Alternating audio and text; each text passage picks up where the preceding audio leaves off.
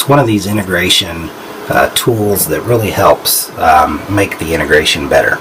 So it's a program called Multiplicity. I believe it's made by EdgeRunner now. And what that software does, you can actually see Google Earth there zooming around into another contact. But what that allows me to do is actually share one monitor and keyboard over the network to control both computers. So my mouse can literally slide from the left screen here over onto the main screens, and I can click and type in any field or use the mouse and keyboard freely between the two computers.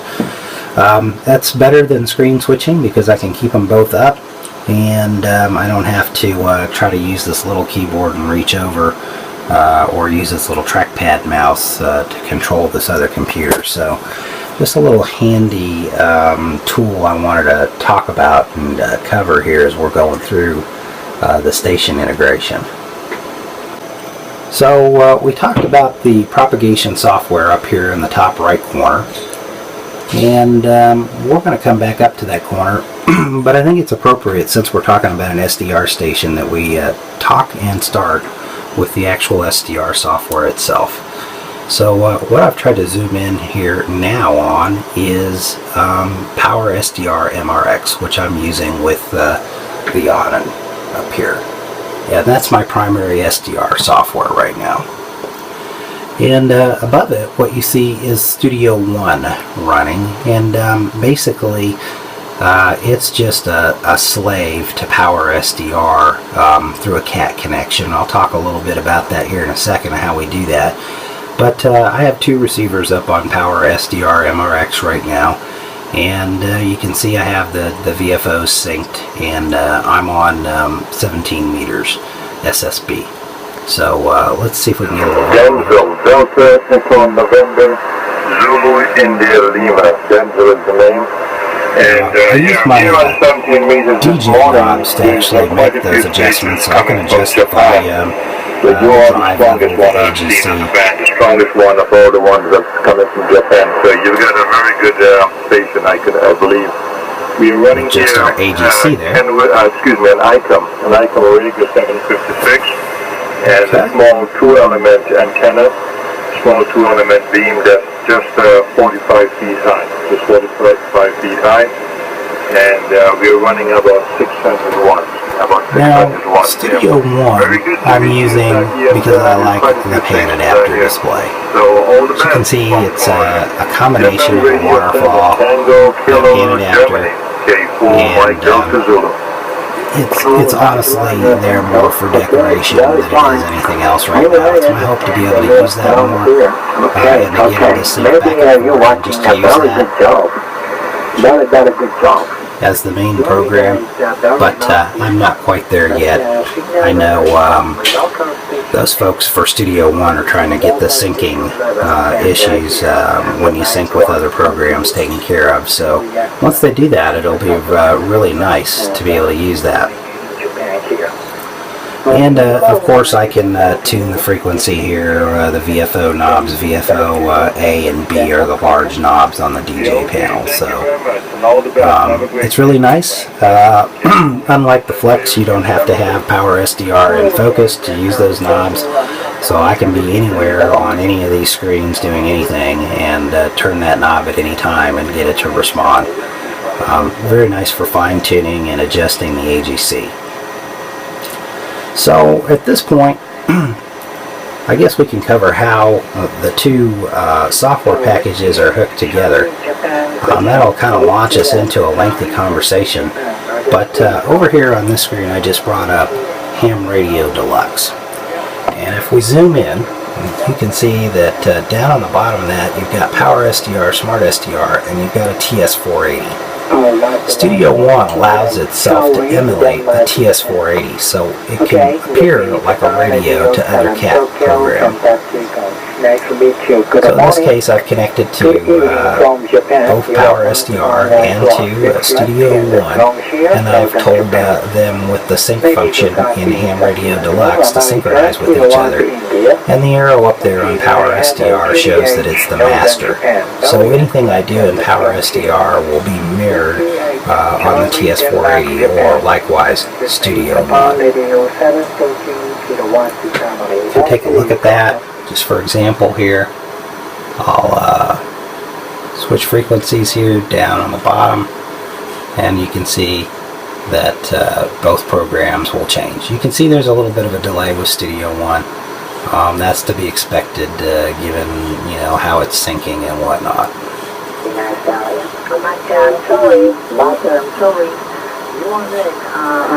Alright, so I think we've covered that. What you don't see and what you don't know, let's go up here to my software list. Name is Carl. Carl, I hear. And Carl, I hear. Okay? See where this comes up, and we'll get you a better view of it. Is a Virtual Serial Port Manager. So what Virtual Serial Port Manager does is it allows you to emulate. Turn the volume down here. Sorry about the shaking. What it allows you to do is to emulate serial ports on your computer. So instead of having physical serial ports like you're used to from old times, basically it creates software-defined serial ports. Sorry you can't see this better. I was really kind of hoping to get this to play a little nicer, but it doesn't want to. So we'll have to roll with it. But there's a list of serial ports there, and they're virtual ones that I've created, and it creates them in pairs. So it'll create, let's say, odd number ports that you can actually connect to, and then the even number port, let's say 10 and 11, 11 being the one you connect to, 10 will be the gateway port that will tie back to another port of your choosing. And the way we do that is with DD-Util software. And DD-Util allows you to make one master connection to the radio. I'll find DD-Util here. And you can see in this case that I'm on COM port 13 there in the top left corner of DD-Util. And what that allows me to do then in DD-Util is say I want to connect that COM 13 with 14, 16, and 18. And so those are the even number ones that I talked about that are kind of the routers. And the odd number ones that you don't see would be 15, 17, and 19. So I can connect other software, for example, Comcat, Bob's Meters, and yeah, even Ham Radio Deluxe to those odd number ports, and DD-Util will manage all of them like it's just one program connected to the radio. And it'll do the back and forth interpretation, keep it sorted out, keep there from being conflicts and issues, and allow you to run multiple cat packages with a single radio connection. Alright, so that kind of explains how we have things tied together. So if we go back here, we're receiving a signal in Power SDR. We're sharing that signal via audio cables. There are what are called virtual audio cables, which do much the same thing we just showed with serial ports, but they do it with audio cables, creating virtual sound cards, if you will. And that's how I'm sharing the IQ signal with Studio One from Power SDR, as it allows you to actually output that IQ signal and use it with other SDR programs if you want. Alright, so now that we've looked at some of the virtual cabling, if you will, that connects things in the background, it's time to talk about the audio portion and the connectivity that we have here. So when we started, when we looked at hardware, we told you about the Steinberg UR44 audio interface. That literally the audio out of the on, and you can see the mic and a speaker jack are run to a mono to stereo, which is not really stereo, but it's a dual mono, if you will. And those lines come over here and basically into the Steinberg on a left and a right defined channel. Now what happens here from the Steinberg is actually there's a program called Reaper that is a digital audio workstation package that takes those signals in, and you can see the 2 meters there on the left and right channel down in the bottom left corner that's showing the audio from the Onan. We have that muted right now, but Now you gotta get the signal here, Mike. you can see when I turn the volume up, We need to talk the audio Santiago, going. Alpha, Kilo, India. Now what happens here is the digital audio workstation software allows you to plug in virtual rack components. So you can see up here on my left rack I have some actual more old-fashioned rack audio components. You can see I've got a mixer, an equalizer, an FX unit, and a mic amp. And you don't have to have these anymore when you run digital audio workstations. We can do all this in software, and so that's what Reaper does here. And in the top left corner I have an equalizer module that allows me to shape with a mouse the way I want my curves as far as the equalizer goes. And then to the right of that I have a spectrum analyzer that allows me to see the audio signal from a spectrum perspective. This is really handy for adjusting it and getting good clean audio, because literally it's a heat map view. You can see a meter on the right that goes from green to red. And if you have too much yellow, red, and orange, then your audio is running hot. And you can adjust that using your equalizer here or the other tools that I have. In the bottom right I just have some meter views. Probably it's important for you to understand that when I compare radios, I feed one in onto the left channel and another onto the right channel here into the interface, so that I can look at 2 radios side by side.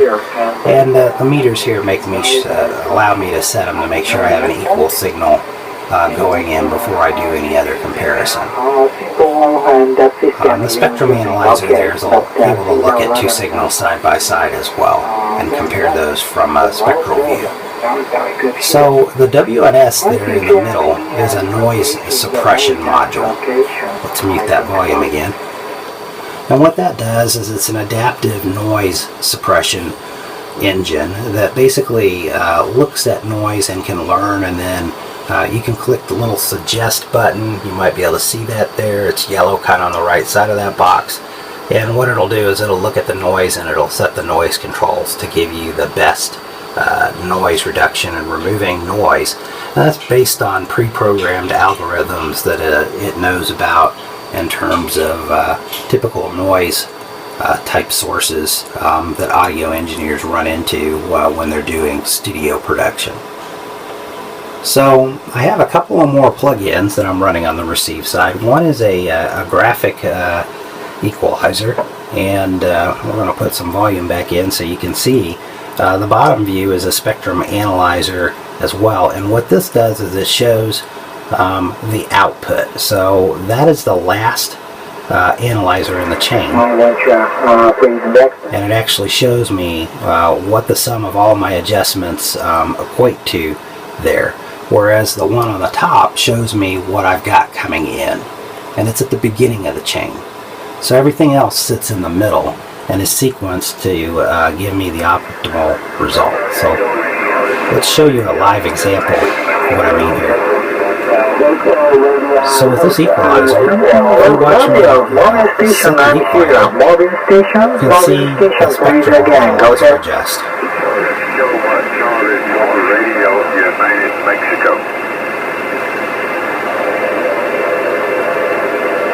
Kilowatt Charlie for Radio United Mexico. Something mobile, again please, mobile station please again, go ahead. Alright, we still have the Japan contact working there, but that gives you an idea of that. Kilo Bravo 1, Victor Foxtrot.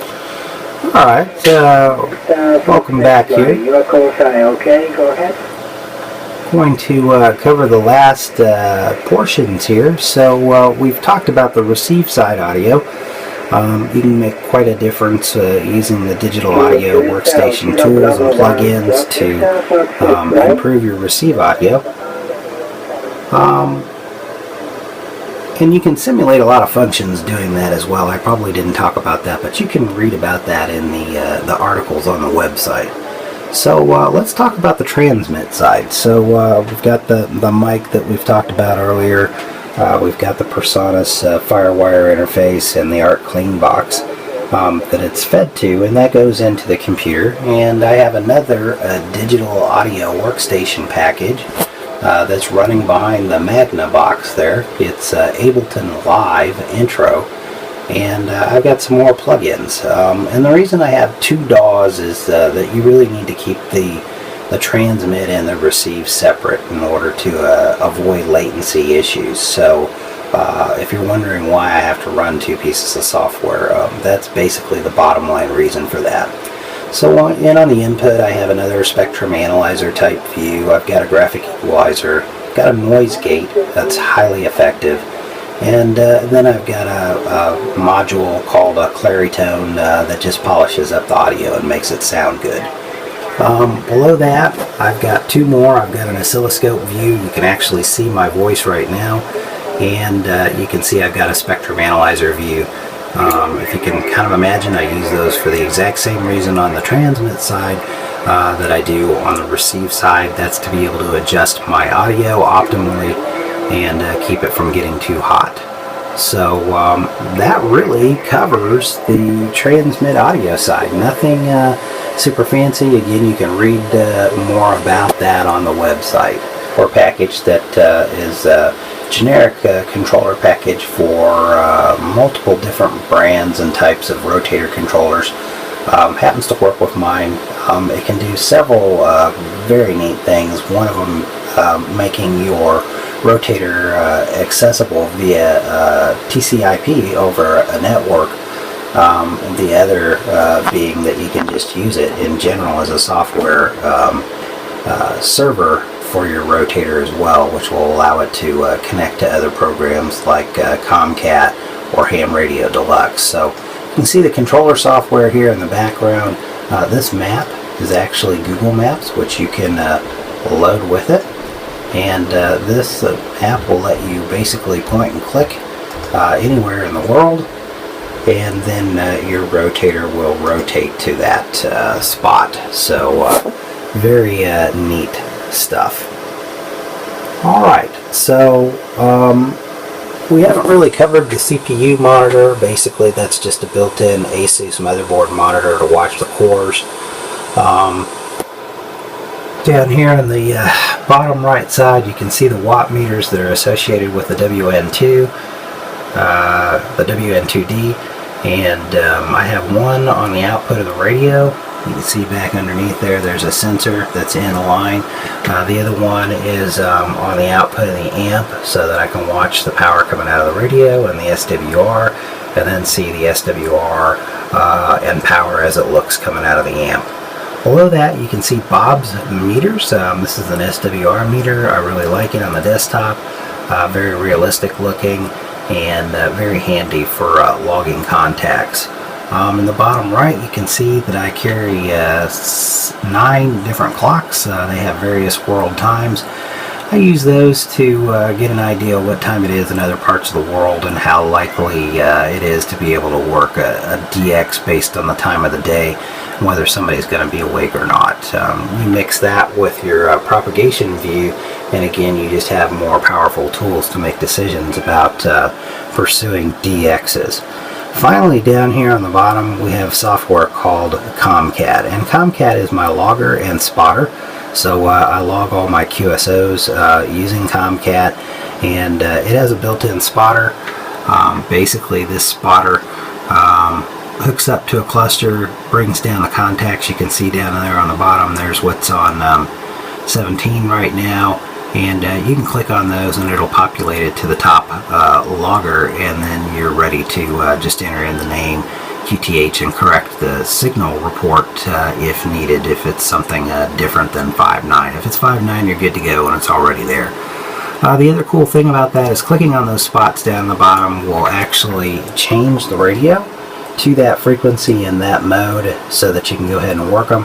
If I wanted to, I could also hook it to the rotator and it would swing the beam there as well, but I choose to just do that manually on my own. Alright, so now I think you've begun to get an idea of what it's like to sit and run this SDR station. It's very robust, highly software integrated, probably overkill for a lot of you, maybe a lot more complex than you'd like it to be, but this is how I like to fly, and hopefully that gives you some of the reasoning behind it, and it gives you an idea of how it's all hooked together. Basically, you can see that wiring diagram as well in the integration articles. I've included it there, as well as some other diagrams to kind of give you a schematic, if you will, about how these things are all hooked together. Well, I hope you've enjoyed this. I hope this helps you build your own exciting SDR station. I really enjoy mine here, and hope you find this as useful. So for now, that's it. I'll say 73. This November India 0 Zulu with you, clear.